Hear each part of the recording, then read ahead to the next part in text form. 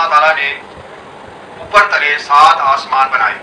اوپر تلے اس طرح ہے کہ سب سے پہلے چھوٹا گولا کہہ لیں پہلا آسمان، اس کے اوپر جو ہے دوسرا گولا کہہ لیں دوسرا آسمان. اسی طرح جو ہے 7 آسمان اوپر تلے ہیں اور ان کے درمیان میں جو خلا ہے، اسپیس ہے، وہ بہت ایک دوسرے سے دور ہیں.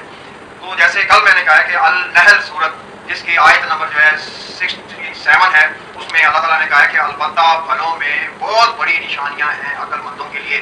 تو آسمان کس طرح ہے پریکٹیکلی جو ہے مطلب ہے یہ جس طرح نقشہ بنا ہوا ہے کہ یعنی یہ پہلا آسمان اور جس طرح ترتیب بار جو ہے یہ مختلف کلر دے کے میں اسی لیے جو ہے مختلف کلر دیے گئے ہیں کہ آپ کو جو یہ جو ہے مختلف دائرے نظر آئیں.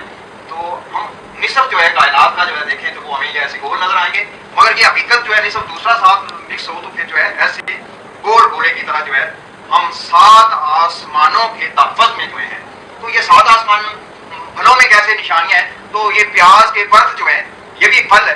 تو پیاز کے برت میں آپ دیکھیں گے کہ اس میں بھی جو ہے یہ اسی طرح جو ہے مطلب ہے یہ بنائے ہوئے گولے گول دائرے میں. تو پیاز کے برت بھی جو ہے بالکل آسمانوں کی طرح ہیں.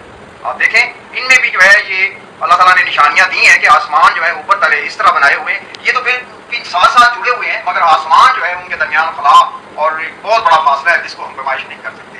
تو اس طرح جو ہے اللہ تعالیٰ نے اوپر تلے 7 آسمان بنائے ہوئے ہیں.